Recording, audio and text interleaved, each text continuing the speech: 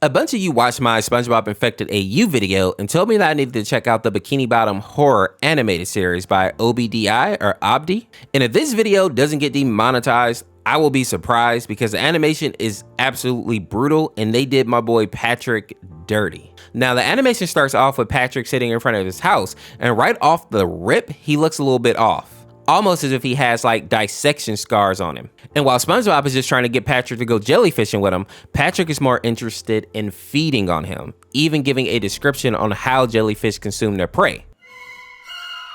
Our stomachs extend out of our bodies, penetrating our prey and injecting them with enzymes so that they may be digested externally.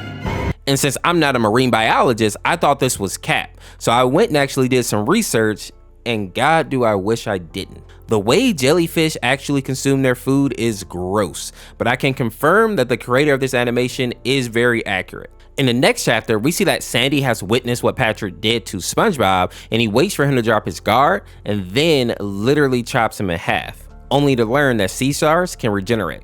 And this is also a real thing that sea stars can do, and a few other sea creatures can do actually. Although I do think it usually takes a bit longer for a sea star to regenerate a limb. Now, seeing that she is obviously outmatched, Sandy decides to run to the Krusty Krabs, thinking that it will be a good place to actually hold up. And even though Sandy has explained that SpongeBob is gone, in typical Krabs fashion, he's more concerned with the money that he's missing out on. Now, after they get the place all boarded up, we see Patrick breaks through with little to no difficulty, but that isn't the shocking part.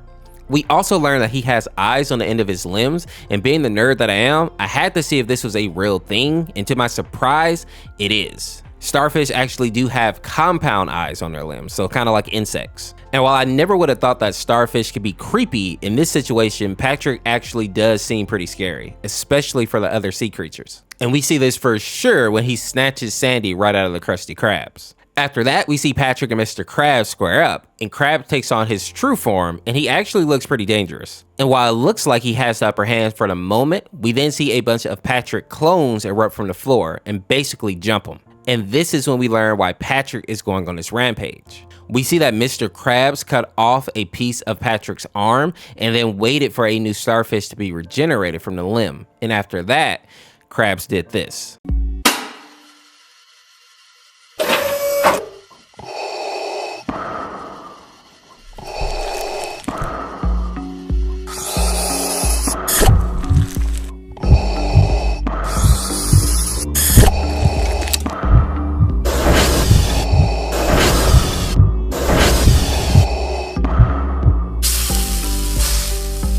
Order up!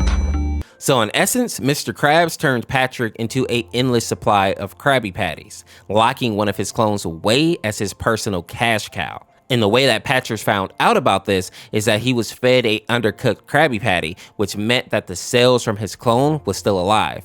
And when he consumed the flesh, all the memories that that clone went through were flooded into Patrick's mind, meaning that he now knew everything that Krabs did to him. And this is why he's now on a rampage, basically taking everybody out because he believes that they were all in on it in one way or another. And this is also the reason that he goes after Sandy, bashing his head into her dome until he gets in, and then he tries to consume her, which doesn't go the way he planned. It looked like Patrick forgot that Sandy is from a stand your ground state, and she did not hesitate to put a couple in him. But then we see Squidward arrive on the scene, and he is decked out like Rambo, and instead of showing up with a weapon, he shows up with a clarinet, which is one of Patrick's weaknesses, as we know. And we see that when Squidward plays the clarinet, Patrick goes right to sleep. And some of the OG SpongeBob fans will understand that this is a reference from the episode called Naughty Nautical Neighbors, where Squidward plays the clarinet for Patrick, and he promptly falls asleep. And in order to put the clone down permanently, Squidward then goes and pulls the brain out of the body. After that, they go back to the Krusty Krabs to check on Mr. Krabs, and as expected, he's barely alive.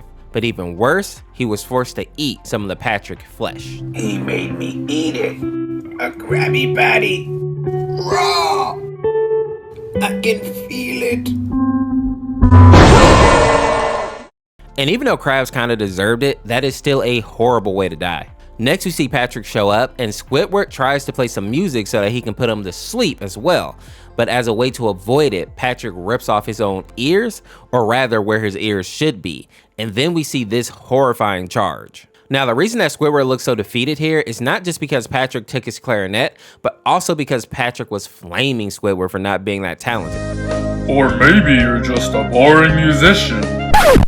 Though technically proficient, you've always lacked the ability to improvise. But after a little pep talk from Sandy, and then almost seeing her get torn apart, Squidward breaks out of his slump and takes on his true form, which is a giant squid. And he starts to tear through the Patrick's clones pretty easily. And while Squidward is kicking tailhole, Sandy sees one of the smaller Patrick clones stumbling away. But before she can shoot it, she notices that Plankton is standing on the barrel of her pistol. And he tells her to follow the thing instead. And we are left on a bit of a cliffhanger because the next chapter starts with Mermaid Man and Barnacle Boy, but something seems off with the old man. And when Barnacle Boy spins him around, we see this scene. But I do. Showing that Patrick truly has no mercy for anyone in his AU. After that, we cut back over to Sandy and Plankton following the little starfish, and they find this area where Mr. Krabs kept Patrick locked up. And if that wasn't bad enough, we also see that there is a literal cult under the Krusty Krabs. And it seems like they are trying to get all the clones to merge back together to become one huge starfish. I have returned. You are still small. Go out and feed, for you are not yet ready to rejoin.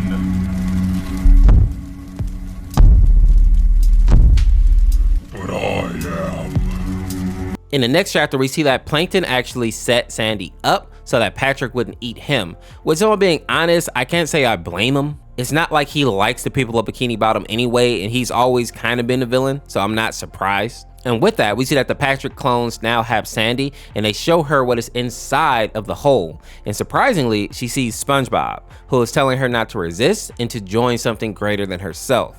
And I think that it's obvious that the main mass of the Patrick clone is in this hole, and this is also where the clones come to reconnect with the main body, which is why we see SpongeBob here, considering that he was eaten in the first chapter, and then that clone must have made his way back here to kind of deposit him with the rest of the creatures that have been eaten at this point. After this, we move back over to Squidward, and he's still whooping tail outside, but there is a moment where Patrick figures out that Squidward never knew about the secret formula. Your reign of cruelty is over! Cruelty! After what you and Krabs did! What are you talking about? Don't play coy! The Krabby Patty's secret formula! Krabs wouldn't reveal his formula to his own mother. And this implies that maybe the other people didn't know as well, especially SpongeBob, which causes Patrick to feel some guilt because he may actually be punishing people who had nothing to do with the pain that he suffered. And while the main Patrick may feel this way, the clones definitely don't, and they begin to swarm Squidward. And for a moment, it almost looks like it's curtains for him, but then a barbell comes out of nowhere, and we see Larry the Lobster arrives on the scene. After that, we're sent back over to Sandy, and we see that SpongeBob is still trying to convince her to hop into the pool. But Sandy is able to resist, and instead, she throws one of the Patrick clones in and prepares to fight the horde. But as to be expected, there are too many clones in this area, and Sandy is quickly overwhelmed.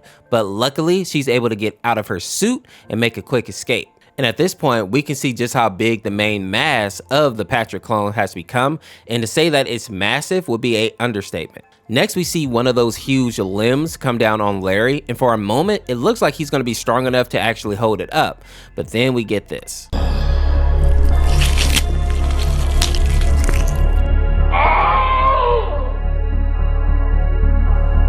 Larry!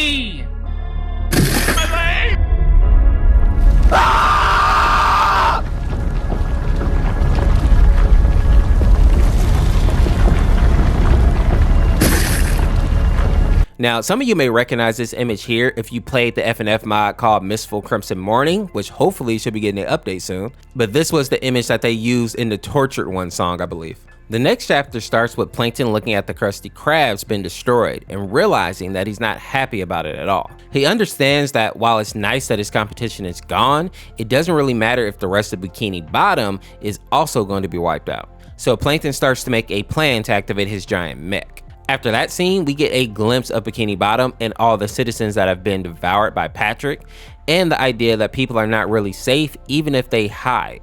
And that idea is really reinforced by this scene with Bubble Bass. You're dead.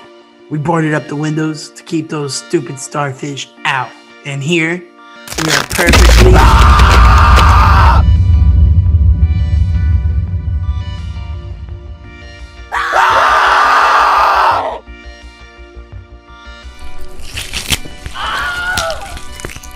But before Patrick can actually hurt any more innocent people, we see our boy Squidward is still fighting and he's able to save a few more lives. In the next chapter, we get some good news, that being that Sandy and Squidward were able to keep a lot of the clones from merging with the Tortured One, or aka the giant starfish, so it isn't as powerful as it could have been.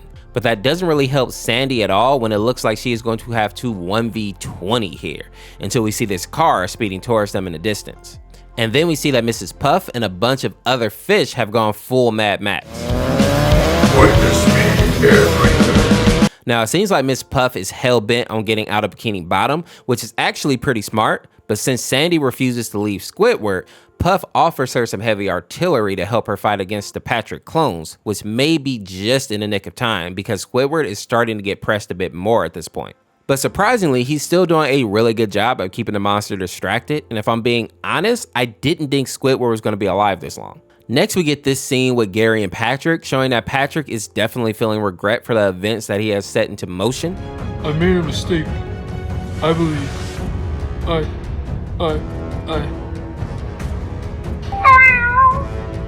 I'm gonna make this right.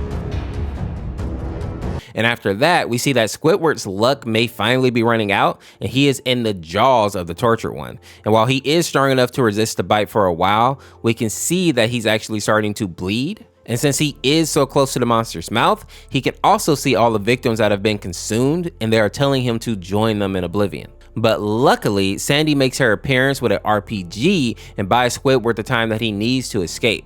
And while the pair are trying to come up with a plan to beat the Tortured One, we see Plankton finally arrives on the scene in his giant mech, and he is actually putting in work here by chopping off the limbs and then cauterizing the wounds. Although, don't ask me how they're actually able to start fires underwater, it's just something that can happen in the SpongeBob universe. I'm sure we all remember the episode where SpongeBob, Patrick, and Squidward were all like cavemen. Now, while Plankton does have a awesome moment here, he forgets to check his back and didn't realize that a clone was behind him the whole time, and then he is consumed. Which kind of sucks. I was hoping that Plankton was gonna have like a bigger role in this AU. But with Plankton now being gone, the team has to come up with a way to keep the severed arm from growing back, and Karen has just the plan to do so. She tells Squidward and Sandy to push the mech onto the limb, and she will self-destruct, destroying the limb before it can regrow a whole new starfish. So essentially, Karen is going to give her life so that she can be with Plankton and also help save Bikini Bottom. And I know some of you are going to say, well, she's just a robot, it's not really that big of a deal, but it still is kind of touching that she's willing to sacrifice herself to help others and to be, you know, with the man that she loves, or the Plankton that she loves. After the explosion, Squidward ends up skewered through the chest and is unable to help Sandy fight, so he does the only thing he can think to save Sandy at that moment. Squidward uses the last of his strength to send Sandy to the surface and give her a chance at surviving. Squidward, what are you? I'm sorry, Sandy. I can't bear to lose another friend.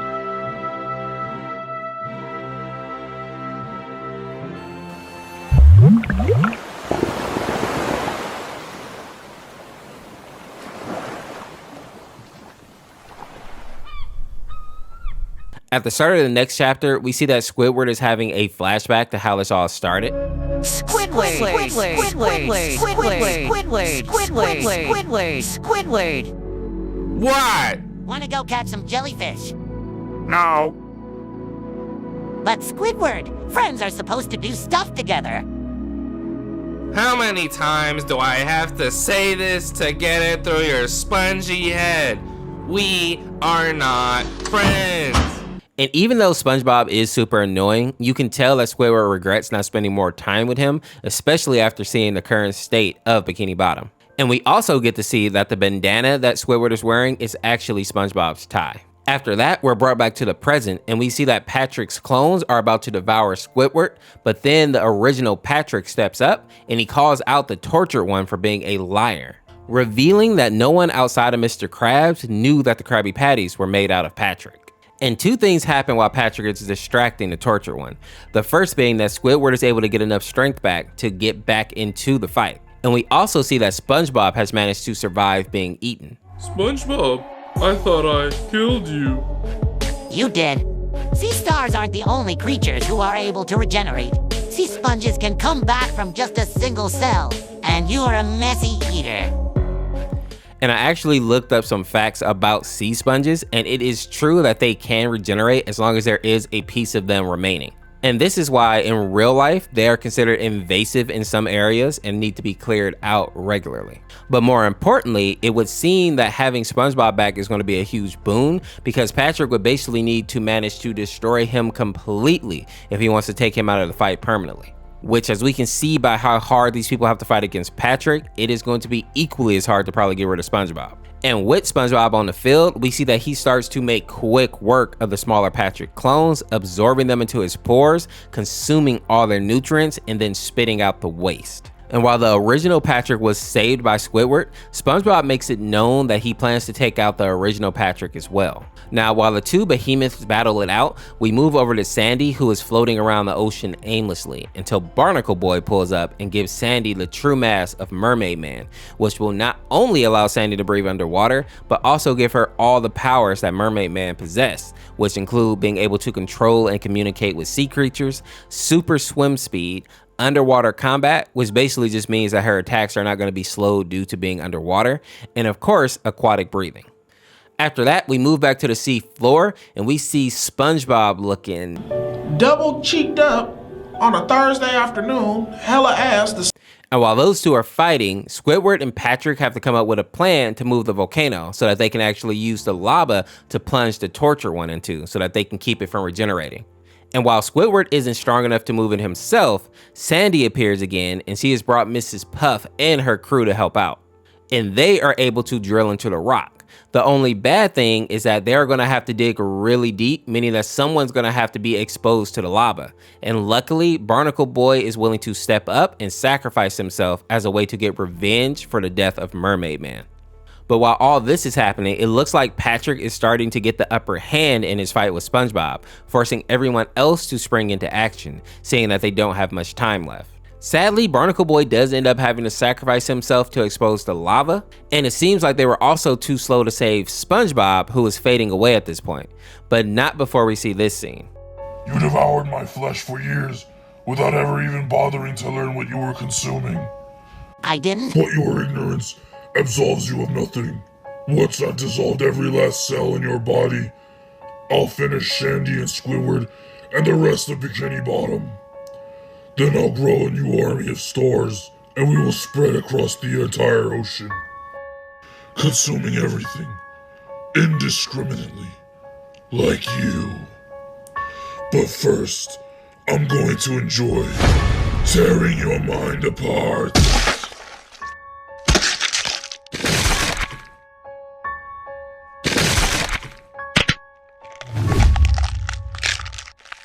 Gary? Yes, I'll kill Gary too. I'll kill all your... Wait. Gary. No!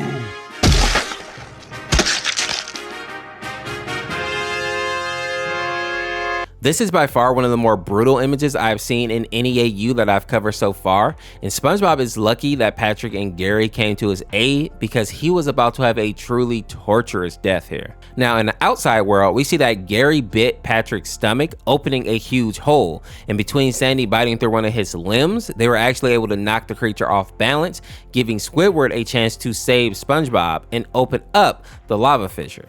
And even though SpongeBob looks like he's on death's door, he is able to throw the tortured one into the lava. And while all seem fine for a moment, the earth then starts to crumble under SpongeBob's feet, forcing him to fall into the pit as well. But then we see Patrick jump down to save him. And with the help of Squidward and Sandy, they're actually able to pull SpongeBob to safety, which I thought was going to be the ending. But there's actually one more part to this series, and it's called the epilogue. And here we get to see what happened after the battle. Some people stayed to rebuild, while other people like Miss Puff just took to the road, We also get to see Pearl here, and she is itching to get revenge on Patrick, and considering that she is a sperm whale, she definitely could do it. But once Sandy reminds her that most of this is the fault of her father's, that kind of seemed to calm her down. And if we're being honest, Sandy is 100% right here. If Mr. Krabs wasn't so greedy, all of this could have been avoided, just like with the infection AU. But at least this time, I suppose he didn't get people eaten over saving a dime. After that, we see Sandy goes over to the Pretty Patty shop, which is being ran by SpongeBob. And OG fans will remember that the Pretty Patties are a reference to an episode called Patty Hype. Now, when Sandy speaks with SpongeBob, we see this interaction. Well, I can see you've been busy. What can I say, Sandy? People need to eat. And with both crabs and plankton gone, where else could they go but your new restaurant? They like the vegan food. Uh-huh. I was talking to Patrick. He said this all started when he ate an undercooked Krabby Patty. Is that so? But you and I both know that you would never undercook a Krabby Patty. Unless you did it deliberately. You knew, didn't you? Who else have you spoken to about this? Sandy, who else knows? Now, after Sandy accuses SpongeBob of setting this whole thing up, we see that his demeanor changes drastically, especially once he asks her if she's spoken to anybody else about this. We also learn that SpongeBob has started to clone himself, which may be why his voice sounds so funny here, and also why Sandy doesn't want to attack him, even though she's obviously fantasizing about it. But I think she knows that if she was to actually do it, there would just be another huge battle and a lot more lives will be lost. Sandy also goes to say goodbye to Squidward, who's still looking like a stud, and even though Squidward wants her to stay in Bikini Bottom, she refuses. Which is kind of heartbreaking because through the series, it is implied that like Sandy and Squidward have feelings for each other, but Sandy is too traumatized from the battle and just wants to go back to Texas at this point. But even when Sandy is safe back on dry land, she still sees the abyss that was inside the tortured one, showing that she may never recover from what she went through. This ending was a great way to wrap up this series because it shows us that SpongeBob was the bad guy all along. And I know some people believe that SpongeBob is just making the best out of a bad situation, but judging by how he responded to Sandy, I don't think that this is true. SpongeBob is an excellent fry cook, and there is no way that he would have served anyone a undercooked patty unless he did it on purpose. And out of all the people that he could have served an undercooked patty to, it just happened to be Patrick. That would be way too much of a coincidence. In this AU, I think SpongeBob just wanted to get rid of all his competition and open his own restaurant, and he didn't care who needed to die for that dream to come true. And this was truly an excellent plot twist. Thank you guys for recommending this AU, and make sure to leave more in the comments, whether they be more horror AUs or infection AUs. As long as they're creepy, I will probably check it out. But with that being said, if you enjoyed this video, check out this video on the screen here. Subscribe today to become a member of the Orse Force, and we'll see you tomorrow with another one. Peace, peace.